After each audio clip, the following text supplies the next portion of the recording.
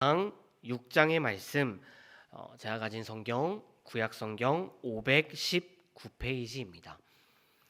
열왕기상 6장 1절로 13절까지 말씀, 이 시간 제가 한 절, 여러분이 한 절, 우리 한 절씩 교독하신 후에 마지막 13절 한 목소리로 합독하도록 하겠습니다. 이스라엘 자손이 애굽 땅에서 나온 지 480년이요 솔로몬이 이스라엘 왕이 된 지 4년 12월 곧 둘째 달에 솔로몬이 여호와를 위하여 성전 건축하기를 시작하였더라.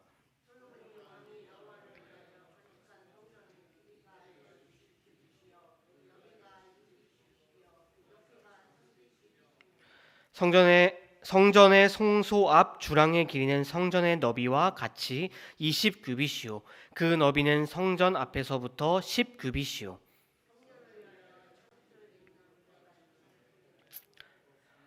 또 성전의 벽 곧 성소와 지성소의 벽에 연접하여 돌아가며 다락들을 건축하되 다락마다 돌아가며 골방들을 만들었으니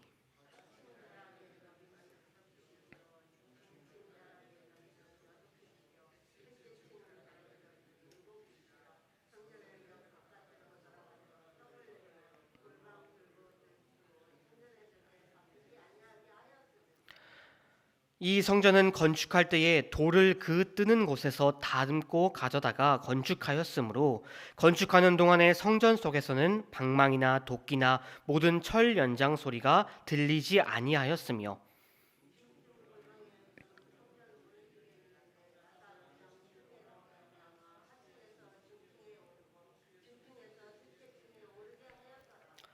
성전의 건축을 마치니라. 그 성전은 백향목 석가래와 널판으로 덮었고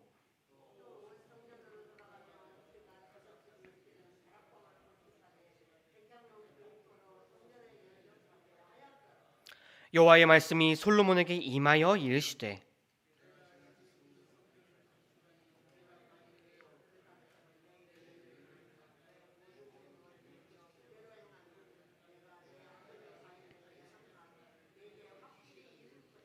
함께 읽겠습니다. 내가 또한 이스라엘 자손 가운데에 거하며 내 백성 이스라엘을 버리지 아니하리라 하셨더라. 아멘. 다윗의 뒤를 이어 이스라엘의 3대 임금으로 등극한 솔로몬. 그는 이 즉위 직후 신속하게 숙청 작업을 벌이고 또 초강대국 애굽의 공주와 결혼까지 함으로써 자신의 권위를 견고하게 세웠습니다. 이제 이스라엘 안에서 그 누구도 이 솔로몬의 권위에 도전할 수 없게 되었다는 것입니다. 이처럼 자신의 권위를 확고하게 세운 솔로몬은 뭇 임금들이 그러했던 것처럼 이제 대규모의 토목 공사를 일으킵니다. 그런데 이 솔로몬이 가장 먼저 짓고자 했던 건축물은 왕궁도 또 그의 무덤도 또 성읍도 아닌 하나님의 성전이었습니다. 솔로몬은 진정한 왕이신 하나님의 주권을 인정하는 지혜로운 사람이며 또 하나님께서 그에게 그 왕위를 맡기신 것이며 그렇기에 자신은 하나님을 먼저 높여야 하는 사람임을 잘 알고 있었기 때문이겠죠. 이렇게 솔로몬은 왕위에 오른 지 4년 2개월 만에 여호와 하나님을 위하여 성전 건축을 시작합니다. 그런데 오늘 1절 말씀을 다시 한번 보시면 열왕기 기자는 성전이 출애굽 사건이 있고 480년 후에 건축이 시작되었다라고 기록하고 있습니다. 출애굽과 성전 건축. 사실 이 두 가지는 겉으로 보기에는 아무 상관이 없는 것처럼 보입니다. 그런데 그 내용을 자세히 들어가 보시게 되면 사실 이 출애굽과 성전 건축은 별 상관이 없는 것처럼 보이지만 실제로는 아주 깊은 관련을 갖고 있습니다. 우리가 잘 알고 있는 것처럼 하나님께서는 고통에 신음하는 이스라엘의 그 소리를 들으시고 이스라엘 백성들을 애굽에서 구원해 내셨습니다. 그런데 하나님께서 이처럼 이스라엘을 구원해 내신 것은 그 이유는 단지 이스라엘이 불쌍해서가 아니었죠. 하나님께서 이스라엘을 구원해 내신 이유는 먼 옛날 아브라함과 언약을 맺으셨던 것처럼 그들을, 이스라엘을 하나님의 백성으로 삼아 그들로 말미암아 그들로 인하여 열국이 복을 받도록 하기 위함이었습니다. 곧 하나님께서는 이스라엘을 그 백성으로 삼아 그들을 통해 이 땅에 복을 전하게 하도록 하기 위하여 이스라엘을 구원해 내셨던 것이지요. 그리고 이것은 하나님께서 이스라엘과 시내산에서 친히 언약을 맺으심으로 다시 한번 재확인되었지요. 이처럼 이스라엘과 그 언약을 맺으신 하나님께서는 이제 모세에게 명하셔서 성막을 짓고 그 안에 언약을 상징하는 언약궤를 두게 하셨습니다. 이는 이스라엘이 언제 어디서나 무엇을 하든지 항상 하나님과 맺은 그 언약을 기억하며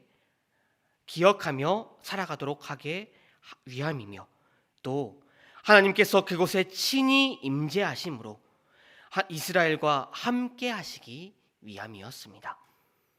그리고 시간이 흘렀습니다. 이제 이스라엘은 그 유랑과 전쟁의 역사가 마무리되었고 안정과 평화의 역사가 그들에게 찾아옵니다. 그때 하나님께서는 솔로몬을 통하여 이제는 그들이 움직이거나 또 이동할 일이 더 이상 없기 때문에 성막을 대신할 성전을 건축하도록 하셨던 것입니다. 바로 이러한 이유로 열왕기 기자는 솔로몬이 성전을 건축할 때를 출애굽 사건까지 거슬러 올라가서 설명하고 있는 것입니다. 성전은 하나님께서 이스라엘 백성들을 출애굽시킨 그 목적을 기억하게 하는 역할을 하는 것이며, 또 하나님께서 친히 임재하셨던 그 성막을 계승하는 것이기 때문이죠. 그런데 여기서 우리가 이 성전 건축을 언급하면서 성전 건축의 이 내용을 읽으면서 주목해야 할 중요한 사실 하나가 있습니다. 그것은 성전 그 자체가, 성전이 그 이스라엘 백성 가운데 예루살렘 성에 지어졌다 하더라도 하나님과 이스라엘 백성들이 맺으셨던 그 언약을 자동적으로 보장하는 것은 아니라는 사실입니다. 오히려 이스라엘 백성들은 그들 가운데 건축되어진 그 성전을 바라보면서 성전의 진정한 의미를 분명히 알고 하나님의 백성으로서 하나님의 말씀에 순종해야만 하는 의무가 있었습니다. 오늘 우리가 읽은 본문 12절과 13절을 다시 한번 보시기 바랍니다.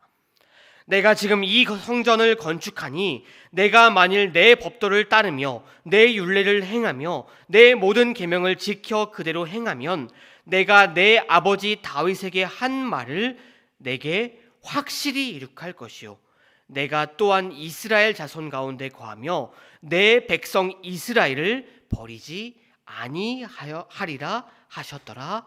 아멘. 이스라엘 백성들은 아브라함과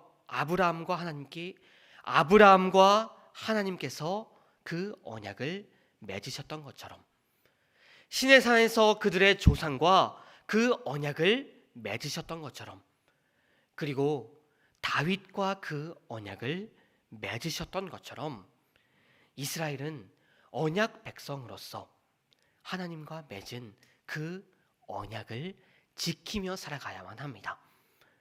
그렇게 만일 이스라엘 백성들이 하나님과 맺은 그 언약을 잃어버리고 그 언약을 준행하지 않는다면 하나님의 백성으로서 하나님의 법도와 율례와 계명을 지켜 행하지 않는다면 하나님과 이스라엘이 맺은 그 언약은 파기될 것이라는 것이죠. 실제로 우리가 잘 알고 있는 것처럼 이스라엘은 하나님과 맺은 언약을 망각하고 하나님의 법도와 율례 계명을 지켜 행하지 않음으로써 그들은 모든 하나님의 축복을 잃게 되었습니다. 사랑하는 성도 여러분, 우리는 이제 예수님의 피로 세우신 새 언약으로 말미암아 먼 옛날 이스라엘 백성들처럼 하나님의 새로운 언약의 백성들이 되었습니다. 이제 하나님께서는 그 옛날 이스라엘을 통해서 원하셨던 것처럼 그 누구도 아닌 우리들, 저와 여러분들을 통해 이 땅에 복을 주시기를 원합니다. 그렇기에 이제 우리에게 필요한 일이 무엇이겠습니까? 하나님께서 먼 옛날 이스라엘 백성들에게 원하셨던 것처럼 우리 모두가 하나님의 말씀을 잘 듣고 순종하여 하나님의 뜻대로 살아가는 것입니다. 바로 그리할 때 우리를 통하여 이 땅이 변화되는 놀라운 역사가 일어나게 될 줄로 믿습니다. 바라옵기는 저와 여러분 모두가 하나님의 말씀에 항상 순종하며 그 말씀을 우리의 마음속 깊숙이 새김으로 그 말씀대로 살아가는 저와 여러분들이 되시기를 바랍니다. 주님의 이 꿀과 같은 말씀을 읽는데 더욱더 힘을 내며 또 그 말씀을 한 귀로 듣고 한 귀로 흘려보내는 것이 아니라 그 말씀대로 살아가며 그 말씀이 우리에게 원하는 하나님께서 우리에게 말씀하시는 대로 살아가는 저와 여러분들이 되어서 하나님이 기쁨이 되는 하나님의 백성들이 될 수 있기를 바랍니다.